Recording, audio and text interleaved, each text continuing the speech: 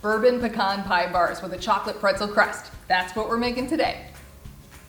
The bourbon-laced, gooey and nutty filling absorbs the salty, crunchy, and chocolatey base, making unexpectedly complex flavors. For easy release after baking, we start with lining the baking pan with parchment, and the cooking spray will help it stay in place. Combine the pretzels and semi-sweet chocolate chips in a food processor and pulse until mostly uniform crumbs form. Add the softened butter and process again until it combines well. Pour that mixture into the lined baking pan and press into the bottom as evenly as possible. Pre-bake this base for 10 minutes and then store it in the fridge while you work on the filling. Begin by heating chopped pecans in a dry pan. This will enhance their flavor and only takes about 5 minutes. Once they smell wonderfully toasty and nutty, remove from the heat and let them cool at room temp.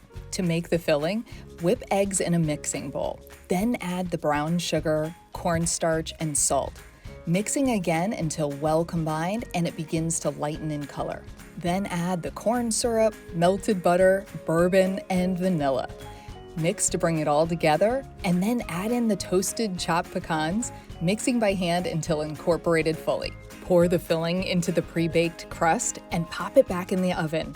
It comes out without a jiggle in the center with a nutty crackle top. The line on the right is from the parchment paper sticking to it, but it won't affect how it tastes. Once it cools, you can lift it out of the pan, cut it into squares, and you're ready to dig in.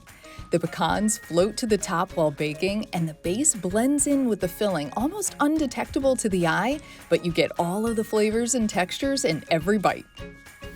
They're sweet, they're chocolatey, they're crunchy, they're nutty, they're salty, and you can carry it, but your hands are gonna get pretty sticky. You can find the recipe for these sticky bourbon pecan bars at homewithshay.com. Shay Ryan, ABC Action News.